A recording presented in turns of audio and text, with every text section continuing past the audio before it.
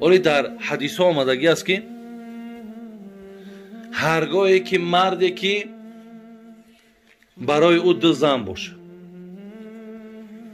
دو زن داره، فلم یعدل بینهما، یکی در بین همین دو زن عدالت نمیکنه، میگه یأتی یوم القیامتی و شقه ساقط، روز قیامت اینها با یک طرفی شخ شده بلند می شود. ما همین روزا اگر بعضی ها را بگم که صدقه هم زن دیمت کنه، حق هم دارم. به خاطر برادرای عزیز به همین تلفن ها والله همین گریه خواهرها را می بینی که ما را مقصد زن دویم کردن، هفته ها سراغ ما نمیکنن. برای زندگیم ویران می شود، گفته تو خب کن، خیر همین که بود مقصد. گفتی همین مردم همین قهینر داشتی، چی مثال اینقدر آفت و مشکلات بالای مثال دخترای مردم میاری؟ همین هینر که نداری، همین غیرت که نداری، چی در کار همین کار کردن؟ خدای مهربان در قرآن گفتگی است فَإِنْ خِفْتُمْ أَلَّا تَعْدِلُوا فَوَاحِدَةً. شما اگر از عهده عدالت برآمدن نتونین، با یک تش کفایت کنین، با یک تش کفایت کن. زیرا عدل در همین راستا هم مهمه برادر عزیز.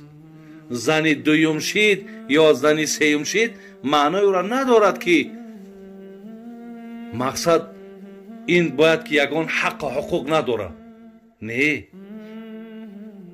برای همین این مسئله جدیه برادر عزیز. حکومت تا امروز حالی هیچ نکای دیم کاگی نیستم، برای میدونم که این کار خاتمه خوب نداره.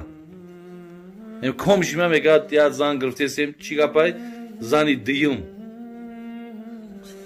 نه من میگم من نمیرم، من کار دار نمیرم هیچ وقت، برای که همین زنها دلم خنک شده میدونم شون.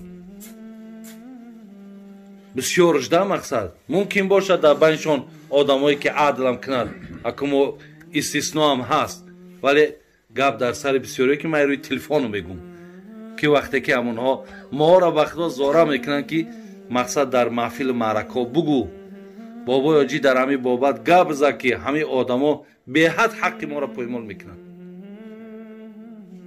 اجای بیدا میگه زن میگیره بعد میگه شرط های ما همیه تماما تلفن نمیکنی.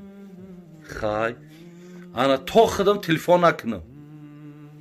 دیم همی که من شوی روزتم شوی شو نیستم. بیچاره را 5-6 شرط میمونه. خیلی بسیار با فیلم دیگه همه موندگی متهم محتاج دیگه بعد خیلی میگه میلش آخی شریعت اگر تو پیروی شریعت کنی شریعت شرطاش کیها موندگیه با تو ای که جا مثال ای پیش خیلی تری شرطا میمونی همین میبینی نمیشوه چی در کار همین کار کردن الله را بخیرش آگاه کسای نمیتونی از عهدش نمیبروی همین اعتقاد کفایت کن. حدیث بخاری هم داریم پیامبر نازنین گفته است که فتقوا الله واعدلوا بین اولادکم. بین اول از خدا بترسید در بین فرزنداتون هم عدالت کنید.